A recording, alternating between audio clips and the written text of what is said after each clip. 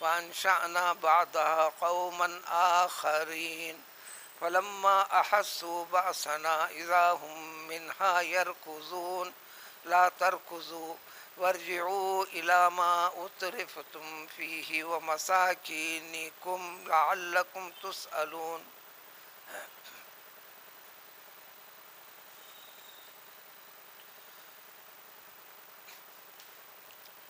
اللہ تعالیٰ نے ہر نبی کے ذریعے سے ہر انسان کو اس کی آخرت اور اس کے مرنے فنا ہونے، اس طرح سلسلے کے بعد ساری کائنات کو بھی فنا کرنے، قیامت کے قائم کرنے، قیامت کے قائم ہونے کا ذکر فرماتے رہے.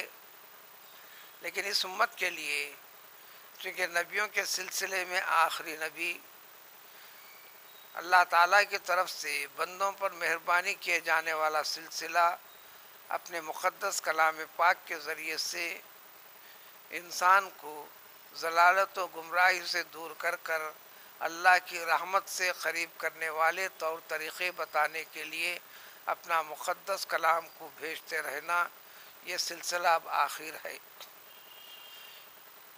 اس مفہوم کی تاکید کرتے ہوئے قرآن میں اس مفہوم کی تاکید کئی طریقے سے ہے، کئی مقامات پر ہے.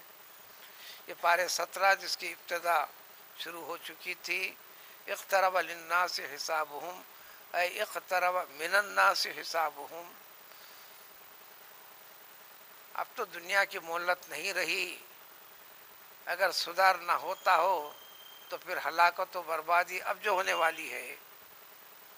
جب اللہ تعالیٰ چاہیں گے تو کائنات کچھ باقی نہیں رکھیں گے.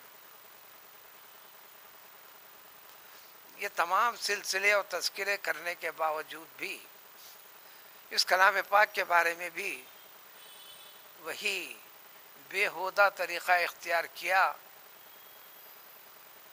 نزول قرآن کے وقت بھی اور یہ سلسلہ آج تک جاری و ساری ہے.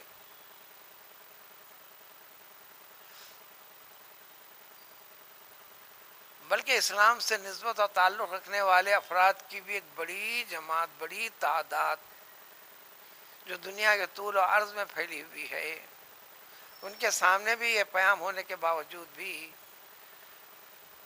دین کے اختیار کرنے میں تساہل، غفلت، ڈھیل والا اختیار کرتے چل رہے ہیں وغیرہ وغیرہ.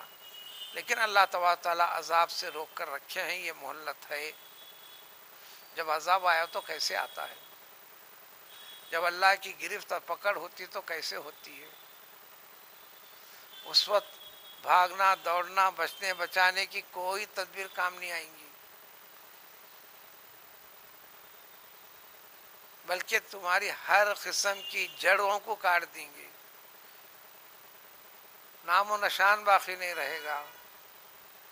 سابقہ قوموں کے اندر جو کیفیت ہوئی تھی اس کا تذکرہ کر کر خوف خداوندی پیدا کروانا ہے. چنانچہ اس آیت کا ترجمہ ہے وَكَمْ خَصَمْنَا مِنْ قَرْيَةٍ. یہ عبارت اصل میں کم من قریۃ قسمنا،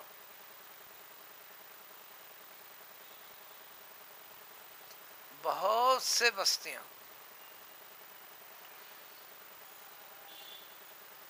قرآن کے اندر کوئی 24 تا 25 انبیاء کرام علیہ السلام ان کے قوموں کا تذکرہ ہے.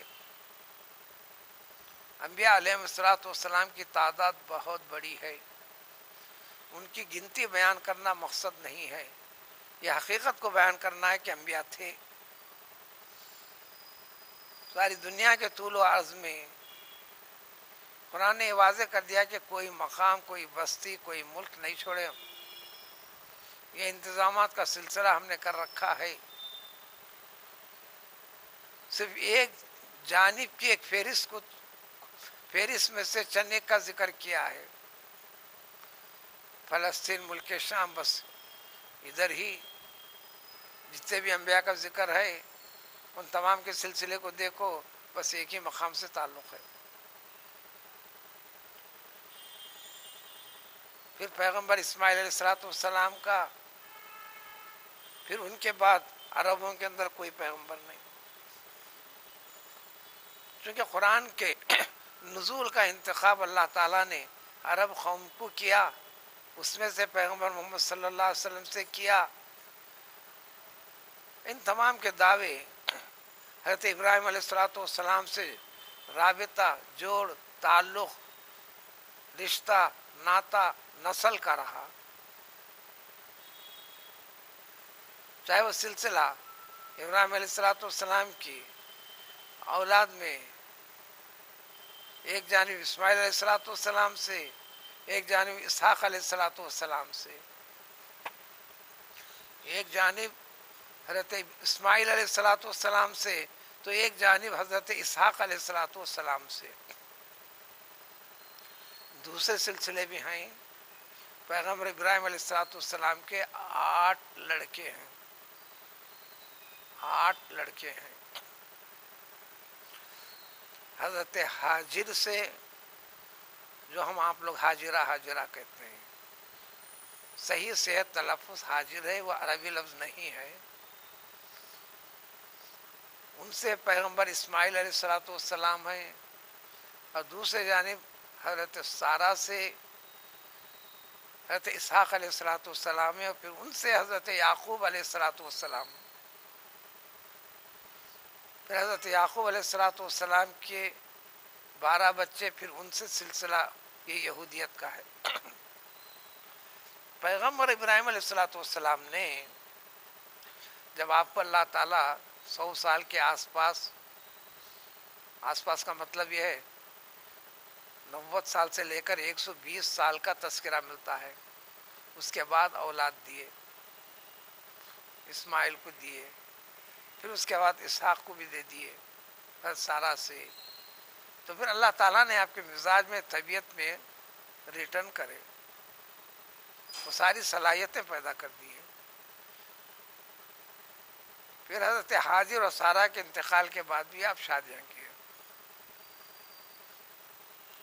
پھر ان سے اور 6 لڑکے، ان سے بھی رابطے میں پیغمبری کا تذکرہ ملتا ہے، وغیرہ وغیرہ۔ تو یہاں پر جو ذکر کرنا ہے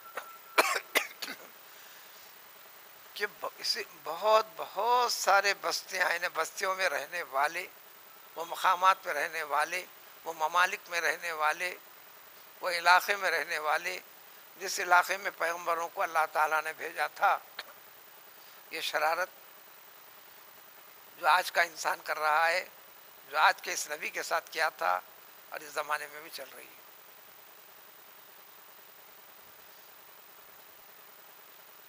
ایک تحدید، وارننگ کا ایک طریقہ ہے۔ یہ تمام کے اندر مشترک ایک خرابی تھی، وہ کیا؟ انسانیت سے ہٹ کر ظالمانہ صفت تھی۔ قرآن جہاں ظلم کہتا ہے، کافر کو بھی ظالم، بد عملی کرنے والے کو بھی ظالم، فساد و بگاڑ مچانے والے کو ظالم، انسان سے ہٹ کر سارے طریقوں کو اختیار کر کر بگاڑ معاشرے کے اندر خرابیاں پیدا کرنے والے کو ظالم، کبھی ظالم کہے گا، کبھی فاسق کہے گا، کبھی فاجر کہے گا۔ تو ظلم کا مطلب ہے جو حد ہے، حد بندی کو پار کر کے آگے کا کرنا، یہ زیادتی ہے۔ اور ان کے ظلم کے اندر ٹاپ آف دی لسٹ، بنیادی سب سے بڑی خرابی، طریق توحید سے ہٹ جانا، جس کو شرک کہتے ہیں۔ شرک کی بڑی طویل تفصیل ہے۔ تو ان تمام کے تمام بستی والے یہ بڑے ظالم تھے۔ توحید کے تقاضوں کو سمجھانے بتانے کے بعد انبیاء علیہ السلام کو بھیج کر بھی اس کو اختیار نہیں کیے، تو اللہ تعالیٰ فرماتے ہیں ہم تمام کے تمام بہت بستیاں ہیں، ہم نے ان کی جڑیں کاٹ دی۔ قسمنا ٹکڑے ٹکڑے کرنا، کوئی نام و نشان باقی نہیں رکھنا۔ خاف سواد میم، خاف سین میم نہیں، یہ خاف سواد میم، خا یعنی خے، سواد میم الگ معنی، خاف سین میم الگ معنی، یہ خاف سواد میم. ان کے نام و نشان کو باقی نہیں رکھا اللہ تعالیٰ نے، اور جتنے نام و نشان بتائے اس کو آپ یاد رکھتے ہیں جو قرآن نے ذکر کیا ان کے واقعات ہیں. وہ بڑی طویل تفصیل نہیں، خود قرآن نے کہہ دیا لم نقصص علیہ کا، دوسروں کا ہم نے ذکر کر رہے ہیں.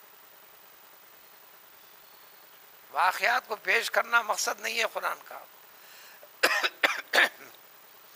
مقصد خداوندی کی حقیقت کو اچھی طریقے سے سمجھ جانا، حکم کے ذریعے سے بتائے، دلیل سے سمجھائے، ترہیب سے، خوف پیدا کرنے والی چیزوں سے چند نمونے پیش کرے.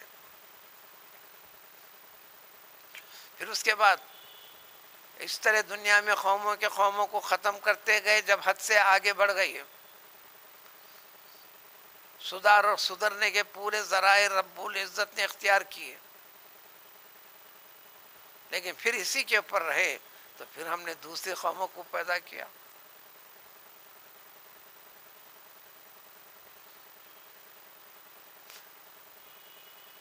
اور جب ان کے اوپر عذاب آیا تھا حسب وعدہ، وہ انبیاء نے بدعا کی تھی، قبول کر لیے. اس کی تفصیلات کے بتانے کا وقت نہیں.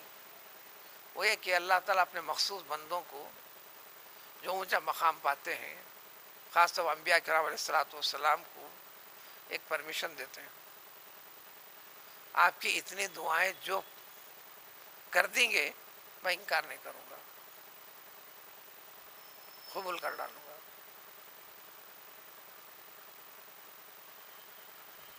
کم و بیش ہر نبی نے اس اختیار کو آخری مرحلے میں استعمال کر لیا، لیکن ہمارے پیغمبر صلی اللہ علیہ وسلم نے فرمایا میں اس دعا کو استعمال نہیں کیا، اس حق کو میں باقی رکھا ہوں. لشفاعتی کبائری امتی، میرے امت توحید سے باقی رہ کر کچھ خرابیوں کی وجہ سے، گناہ کبیرہ وغیرہ کی وجہ سے، لیکن ایمان ہونا ہے،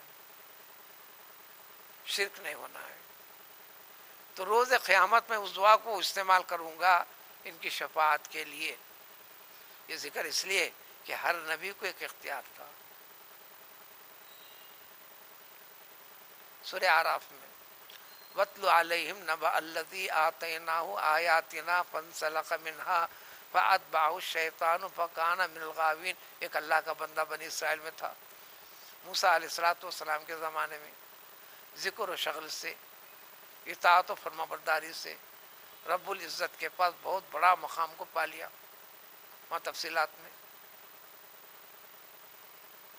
بعد میں دنیا والوں کے قوم کے دباؤ کے اس میں سے اللہ تعالیٰ نے اس کو ایک اسم اعظم عطا فرمائے تھے، وہ اسم اعظم عطا کرتے ہیں. اس میں محل چیز کا کوئی تذکرہ نہیں، جس میں اہلیت ہوتی ہے اس کو عطا کرتے ہیں، اور جب چاہتے ہیں اہلیت نہیں تو یا تو اس کو ختم کر دیتے ہیں یا اس کے وہ اسمیت کو اس سے کھینچ لیتے ہیں. اب وہ تلاش کرنا بھی چاہے تو نہیں ملتا. وہاں ایک سے زائد شخصیتوں کا نام ہے، لیکن بلعوم یا بلعم کے نام سے ذکر ہے. اتنے اونچے مقام پہ پہنچاتا تھا، لیکن ایک غلط استعمال کیا، اللہ نے ختم کر دیا. اس سے بھی واضح تھا کہ 3 دعائیں کے قبولیت کی اس کو اجازت تھی. یہ حوالے میں اس لیے کہ ہر نبی نے آخر میں تنگ آ کر اپنے اختیار کو استعمال کیا، اللہ نے قبول کیا، سارے کے سارے قوم کو ہلاک و برباد کیا. دعا کیسا کرتے تھے؟ سورہ نوح میں تو بڑی طویل تفصیل ہے. 950 برس کا موقع دینے کے بعد آپ نے دعا اتنی سخت کر دی، وَلَا تَذَرْ عَلَى الْأَرْضِ مِنَ الْكَافِرِينَ دَيَّارًا. پوری زمین کے پر اے رب نہ بوڑھے کو چھوڑنا، نہ بچے کو چھوڑنا، نہ ضعیف کو چھوڑنا، نہ جوان کو چھوڑنا، نہ بوڑھے کو چھوڑنا. اس لیے کہ میں نے 950 برس میں ان کے نسلوں کو دیکھ لیا چلو یہ نہیں تو نسل میں کوئی سدھرے گا، یہ نہیں تو نسل میں کوئی سدھرے گا، کوئی سدھرے نہیں، سب کی جڑیں کاٹ دے۔ چنانچہ اللہ تعالیٰ نے ایک عام سیلاب لا کر سارے کے سارے انسانوں کو ختم کر دیا۔ چند افراد کو جو ایمان والے تھے بچایا، پھر ان سے نئی نسل قائم کی، دنیا کو پھیلایا۔ یہاں بھی وہ ذکر ہے، فلما آسو، جب اللہ کا عذاب ان پر نازل ہوا، مصیبت آتی ہے تو آدمی چیختا ہے، سب کو چھوڑ کے دل سے رجوع ہوتا ہے، اب کے بار چھوڑ دیجیے، اب کے بار چھوڑ دیجیے۔ جب اللہ کا عذاب آ جاتا ہے تو بچ نہیں پا سکو گی۔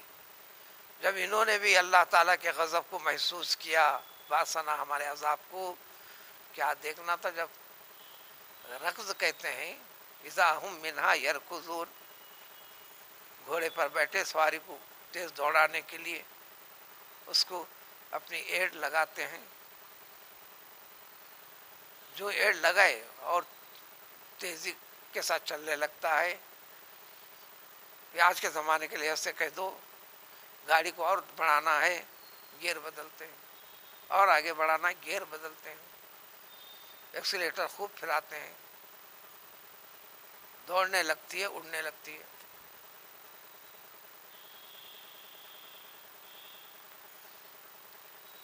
اس وقت کے لحاظ سے سواری انسان کی، جانور تھے، کیوں دوڑا رہے ہیں؟ اب وہ جانوروں کو ایڑ لگا کر تیز وہ بھاگ رہے ہیں، وہ بھاگ رہے ہیں بچانے کے لیے، حالانکہ بچ نہیں سکتے۔ اس وقت زبان حال سے ان کو یہ بتایا جا رہا تھا، یہ بواسطے فرشتوں کے ذریعے سے، کہاں بھاگ رہے ہو، لا ترکضوا، بھاگو نہیں، کہاں بھاگتے؟ یہ معمولی ایک مصیبت نہیں جو بھاگنے سے بچنے والی چیز ہے، یہ بلکہ اپنے وہ عالیشان مکانات جس کے بھروسے کے اوپر منمانی کرتے چل رہے تھے، وہاں فیہ مساکنکم، وہ تمہاری دولت و شان و شوکت، وہ گھروں کی زیبائش جس کے بل بوتے پر منمانی کرتے ہوئے ظلم و زیادتی، معاشرے کی ہر قسم کی خرابی میں آگے بڑھتے چل رہے تھے، لوٹو دیکھو، کیا دیکھو، بچ سکتے کیا؟ کوئی چیز بچا سکتی کیا؟ اب تم سے ہم پوچھیں گے، چلو آگے بڑھو، اپنے مقام پر ہو، دیکھ یہ تیری دولت ہے، یہ تیرا مکان ہے، یہ تیرا محل ہے، یہ تیری سیکورٹی کا ایریا ہے، یہ فلاں فلاں، کیا اس وقت کام آ سکیں گے؟ کچھ بننا ہی پڑے گا تو یہ بے اختیار کہنے لگیں گے، ہائے ہائے ہائے ہائے یا ونا ہلاک، ہم اردو کے لفظ سے مر گیا مر گیا مر گیا، مرے مرے مرے، بچاؤ بچاؤ بچاؤ بچاؤ۔ اور یہ بھی کہیں گے یقیناً ہم سے غلطیاں ہوئی، ہم گناہ گار ہیں، ہم خطا کار ہیں۔ پہلے بتا دیا گیا تھا کہ یہ سارے کے سارے اس دنیا کے جو ذرائع ہیں یہ کام آنے والے نہیں ہیں، موت کے وقت کام آنے والی چیز لو، زندگی میں یہاں بھی بچا کر آخرت میں بچانے والی چیز کے طریقے ہم نے بتائے، اس کو اختیار کرو، اس پہ یقین نہیں۔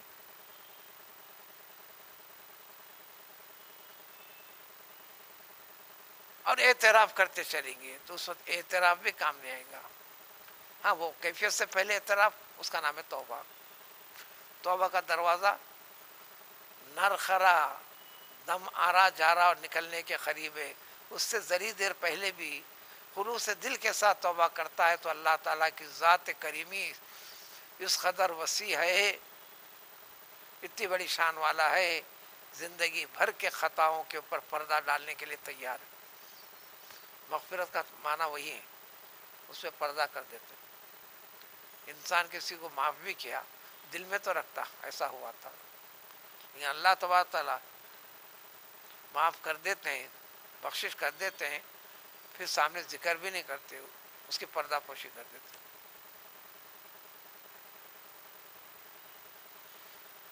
ہما زالت تل کا دعواہم، اس طریقے سے وہ چیختے رہیں گے، چلاتے رہیں گے، چیختے رہیں گے، چلاتے رہیں گے، مصیبت میں چیخیں گے آدمی، لیکن انجام کیا ہوگا؟ حتیٰ کہ ہم ان کو تمام کو ایسا کرتے ہیں جیسے کہ ایک لہلہاتی ہوئی ایک کھیتی ہے، اناج غلے کے ساتھ اچانک بھسم ہو گئی، کچھ بھی نہیں رہا، چٹل میدان کا میدان رہ گیا، جس پہ آس تھی، ہوس تھی، تمنائیں تھیں، کچھ بھی دکھائی نہیں دے رہا ہے، تاکہ انسان کی فہم سے قریب ہو۔ ایسا گویا کہ تمام کی تمام چیزیں کو جلا کر خاک کر ختم کر دیا گیا، اب زمین کی زمین رہ گئی، یعنی وجودش ختم ہو گیا۔ یہ انجام ذکر کر کر اب توحید سے جڑی ہوئی باتیں، انسان کو توجہ، زمین پہ رہتا ہے، آسمان پہ نظر پڑتی ہے، اس کے بنانے والا، اس پہ رکھنے والا، اس میں مخلوقات کو پھیلانے والے کی طرف توجہ، غور و فکر انسان کا کروایا گیا، کروایا جاتا رہا، کروایا جا رہا ہے اللہ کی کتاب سے، اللہ کے بندوں کے ذریعے سے۔ پھر وہ اللہ کے بندوں کیا ہوا تھا جو دنیا کی ہر چیز سے اپنے آپ کو بے نیاز کر دیا؟ کیا ان کو پیٹ نہیں تھا؟ کیا ان کے پاس تمنائیں نہیں تھیں؟ تمناؤں کو قربان کر دیا، دنیا کی رونقوں سے اپنے آپ کو دور کر دیا، حقیقت سمجھے تھے، حقیقت سمجھے تھے۔ چنانچہ اب اگلی آیتوں سے توحید سے جڑے ہوئے قرآن جو طریقے اختیار کرتا ہے، ایک تو دلائل پیش کرتا ہے، بعض انسان دلیل سے سمجھنے کے عادی ہیں، ریزن بتاتے چلو، ٹھیک ہے ریزن بھی بتا دیتے، یہ اسباب ان آیتوں میں۔ بعض انسان کو یہ سب نہیں چلتا، ایسا کرنے پر کیا اچھا انعام ہوگا، ترغیب ہونا، رغبت اور بینیفٹ والی کیا چیز ہے، ایسا نہ کرنے پر کس چیز کو لوز کریں گے، کون سی چیز اس کے ہاتھ سے جائیں گی، کیا مصیبت آئیں گی، خوف دلانا، ڈرانا، دھمکانا۔ دوسرا طریقہ یہ اختیار کرتا قرآن، جب وہ آئیں گا تو ایسے نافرمانوں کے لیے دوزخ کے تذکرے، ان کی صف گرفت، وہ تفصیل شروع ہو جائیں گی۔ اطاعت کرنے والوں کو جنت کے درجات، جنت کی نعمتیں، دوامی زندگی، خوشحالی جو ہوگی، اس کا تذکرہ آئے گا۔ اب یہاں پر عقل کے ذریعے سے ناکارہ، کمزور عقل کے ذریعے سے انسان، جو اس سے پہلے کی آیتوں میں پرسوں اس کی وضاحت گزر چکی، بات سمجھ میں نہیں آئی، دلیل نہیں بن پڑی، تو کہہ دیا ارے یہ تو جادوئی کلام ہے۔ اس کو بیان کرنے والے زبان پیغمبر صلی اللہ علیہ وسلم کی تھی، آپ کا فرماتے دل کے گہرائی میں جا کر پیوست ہو جاتی تھی بات، سمجھ میں آتی تھی بات، ضد تھی، ہٹ درمی تھی، قطع کی بنیاد تھی، رسم و رواج کی بنیاد تھی، انکار کرتے چلتے تھے۔ جب سمجھ میں نہیں آئی بات، جواب نہیں بن پڑا، خود پیغمبر صلی اللہ علیہ وسلم کہہ دیا جادوگر۔ اپنی چھوٹی کمزور عقل سے دلیلیں قائم کر دے کے رسالت کو، اللہ کے کلام کو، حقائق کا انکار کرنے لگے۔ تو اب ان کی آج سے اس کے بعد والی آیتوں میں ٹھیک ہے دلیل سے سمجھنا چاہتے ہو تو دلائل پیش کرتے ہیں کہ اللہ تعالیٰ وحدہ لا شریک ہے، اس کی ذات میں، اس کے کام میں، اس کی قدرت میں، کسی چیز میں کوئی شریک نہیں۔ جب نہیں ہے تو اسی کو یاد کرو۔ کھانے سے منع نہیں کرتا اسلام، پینے سے منع نہیں کرتا، کاروبار سے منع نہیں کرتا، حکم دیتا ہے۔ زندگی کے تقاضوں کی کسی چیز سے منع نہیں کرتا، صرف منع کرتا ہے تو ان طریقوں میں غلط طریقہ، غلط سوچ، غلط ڈھنگ سے منع کرتا ہے۔ کمانے دھمانے سے منع نہیں کرتا، بلکہ عبادت قرار دیتا، درجات بلند کرتا، اس میں دھوکے سے منع کرتا، دھوکہ نہیں دینا، فریب نہیں دینا، کسی کو نقصان نہیں پہنچانا، کوئی زوال سے ضرر نہیں ہونا، دیانت داری ہونا، بس یہ بتاتا۔ اس ازدواجی زندگی کے اندر بھی پہلے انسانیت کو ملحوظ رکھو۔ انسان کو دو حصوں میں بانٹ رہا ہے، مرد کو عورت میں۔ سب سے پہلے ہے کہ دونوں کا کوئی تعلق نہیں، رشتہ نہیں، دونوں کے دونوں اللہ کے مخلوق، اللہ کے بندے ہو، اللہ کی پرمیشن سے، اللہ کے حکم سے اس طرح ملا ہے جیسے اللہ تعالیٰ نے حوا کو پیدا کر کر حضرت آدم سے ملایا تھا۔ وہ ایک مقصد کے لیے ہے، اس سے ہٹ کر کوئی دوسرا طریقہ اختیار نہیں کرو گے، زیادتی نہیں کرو گے، ایک دوسرے کو سمجھو گے، انسانیت کو باقی رکھو گے ہر چیز میں، تو فائدہ کیا؟ ساری دنیا حوالے کیا، ڈھنگ اور سلیقہ بتایا۔ اس لیے اس کا نام اسلام ہے، سلامتی والا طور طریقہ۔